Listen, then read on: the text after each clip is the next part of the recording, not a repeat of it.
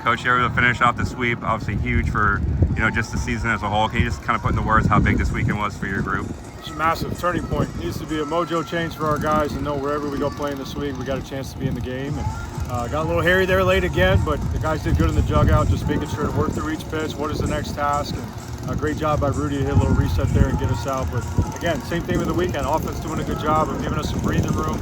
We get down there late, getting out of the gates, and those are two really good arms we faced in a tough environment today. So a phenomenal win for our club. Obviously, the situational hitting all weekend long was really big for you guys, especially with 2 outs. Can you just kind of talk about how big that was overall and just their approach with 2 outs, 2 strikes? I think credit goes to 2 places. One would be Chuck Geralman is doing a great job with those guys as he gets more settled in, and vice versa with the crew, and also to the players.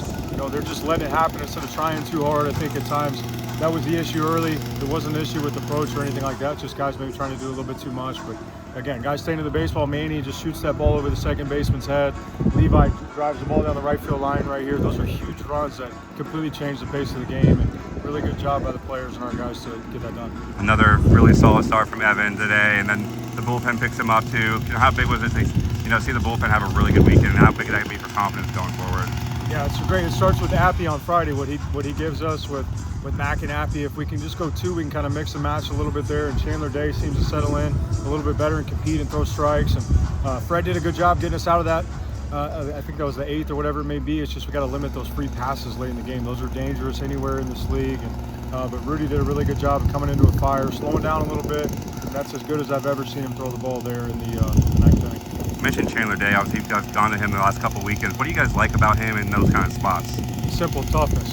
He's not scared when he gets out there. In this league, if you're scared, you're going to get eaten alive. And he continues to attack the strike zone, and he'll continue to get better and better. But that's all we ask. Those guys come in and compete, and he gives us a tough look when they're facing those lefties. Obviously, 2023 team obviously kind of got to a slow start in SC play too. Have you used that team as an example or any kind of motivation with this group, or has it just been kind of focusing on each given weekend? Yeah, I think again, just always we talk about throughout the the end of the fall and the spring is what's next in this league, and you look back at other teams, but you have to give each team the right to settle into what team they're going to be because they're all a little bit different, and we've done it in different ways. At 22, where Gilbert and Jordan Beck are running the show with Doe and Beam on the mound, and 23, we're looking at we're 5-10 going in the 9th inning versus Vandy. They can turn on a dime, but our guys have done a great job.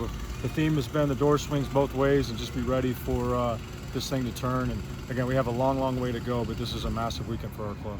As I said, what's got to be kind of the next step for this team? Obviously, big weekend this weekend, but kind of how do you have to respond going into 5 more big SEC series coming up? I think you have to respect, again, the door swings both ways, right? So we can't get giddy. We have to make sure that we look at, hey, what were the differences between the end of the games early in the year versus how we handled this? And I think playing in an environment like this is, again, I just can't wait to get back to Lindsey Nelson Stadium.